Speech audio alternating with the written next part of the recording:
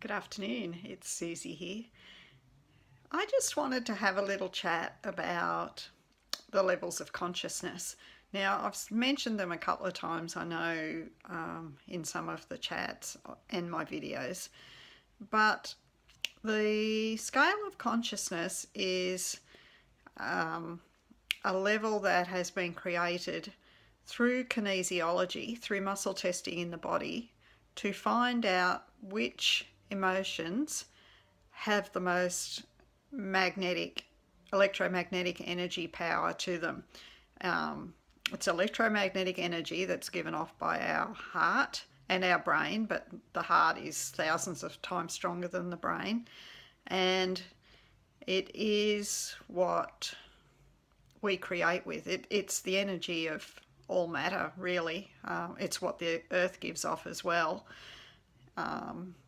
And the level of consciousness also correlates with our feelings. So the lower feeling emotions, depression, hopelessness, like are right down low, say 20 on the scale, whereas love is around 500 and enlightenment is above that.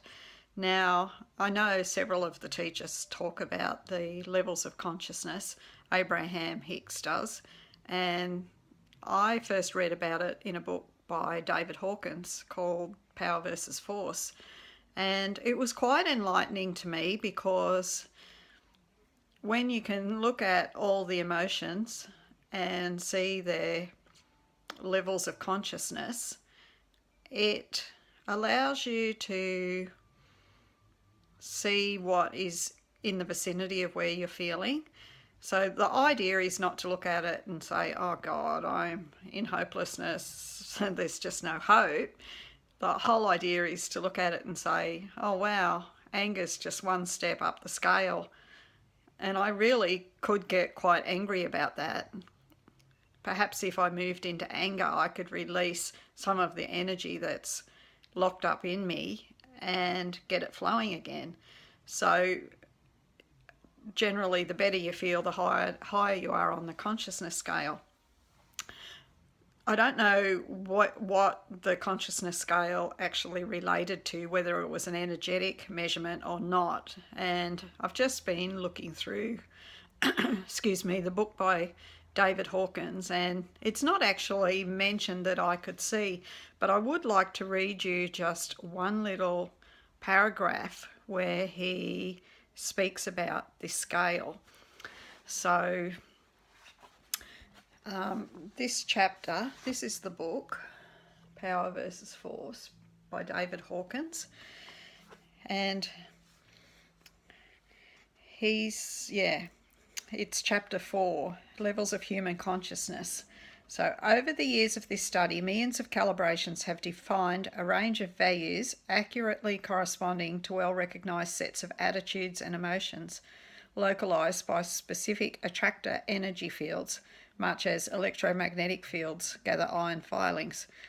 We have adapted the following classification of these energy fields so as to be easily comprehensible as well as clinically accurate. It's very important to remember that the calibration figures do not represent arithmetic, but logarithmic, a progression.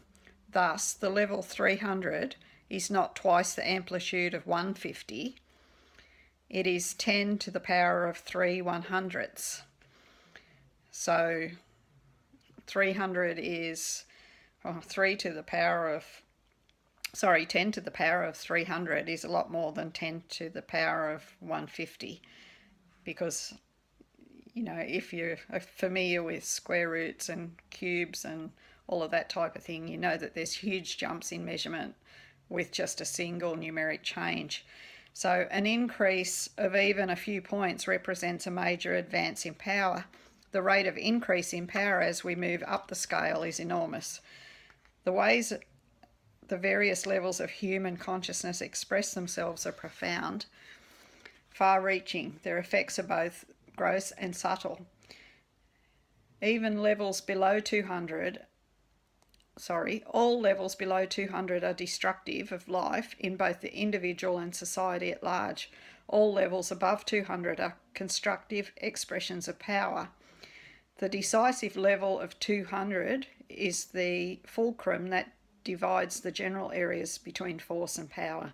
So he's saying any energies under 200, any emotions under 200, we've actually got to use force to make anything happen. So we've physically got to go out there and do something. Over 200, we have the ability through our internal power to create. So it's kind of the difference between using human power and using our higher self. In describing the emotional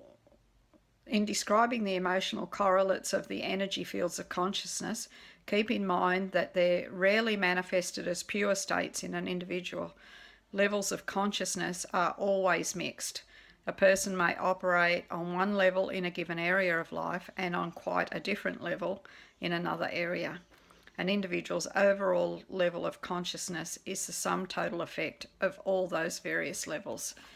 So, it's not black and white. You can't say, oh, I'm a happy person and, that's, I don't know what it is, but it might be 400, but you might be really high in levels of consciousness in some areas and quite low in others, and that's normal. But when you add them all together, if you spend an hour a day feeling sorry for yourself, it has very little effect if other areas of your life or other subjects in your life are really high. So it's important not to judge ourselves and criticize ourselves and bring our energy down any further, but to be open-minded and know that we're human, and to know that there are areas of our lives that need to be, or that can be worked on to be changed so that the energy is freed around them.